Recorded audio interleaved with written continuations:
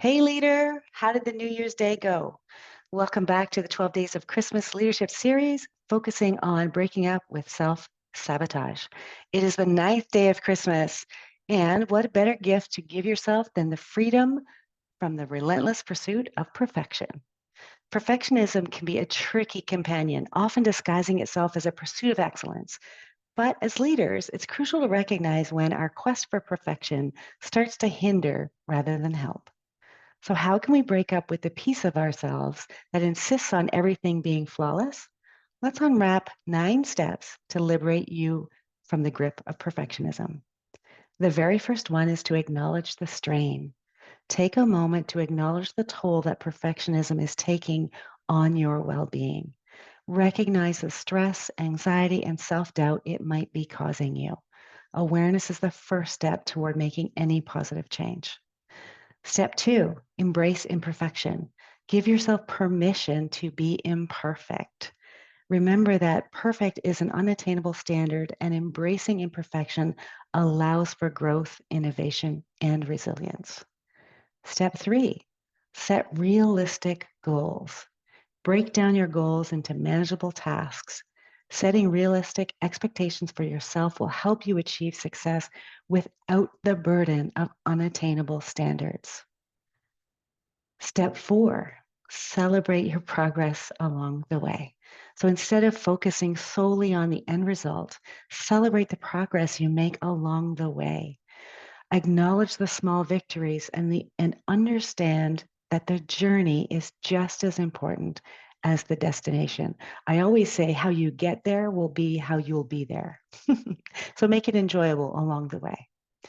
Step 5, embrace constructive feedback. View feedback as a valuable tool for improvement, not as a threat to your perfection. Constructive criticism is an opportunity to learn and grow, so welcome it with an open mind. Step 6, practice compassion. Treat yourself with the same kindness and understanding you would offer a friend. Remember that it's okay to make mistakes. That's how we learn, that's how we grow, and they don't define our worth or our competence at all. Step 7, delegate and collaborate. Recognize that you don't have to do everything on your own. Delegate tasks and collaborate with others to harness the power of your teamwork. Embracing collective strengths can lead to more innovative and successful outcomes. Step 8, prioritize your self-care. Make self-care a non-negotiable part of your routine. Taking care of your physical and mental and emotional well-being is essential for sustained productivity and a healthy relationship with yourself and others. Step 9, reflect and adjust. Now, periodically reflecting on your progress and adjusting your strategies as needed can be really useful. Breaking up with perfection is an ongoing process, and it's okay to revisit. It's okay to refine your approach. Something I want to leave you with is if you think about like perfection or a lot of these things, right? A lot like control, restlessness, perfection, avoidance, any of these things, even practicing the 80-20, right? So if you put 80% of the things you're not going to focus on in that bucket, and then define the 20% of the things that really you want to bring your perfection to, you want to be able to deal with, you want to be able to be vigilant about, etc.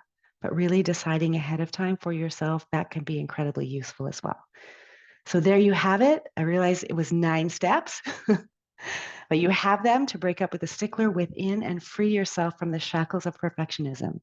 Remember, leadership begins with authenticity, and embracing out your imperfections is a powerful step toward becoming the leader you aspire to be.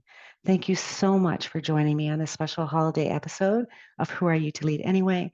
I wish you a joyful New Year's Day, and I will be back tomorrow to talk about the victim mindset. And until then, keep leading with purpose and authenticity. Take care. Make it a great one.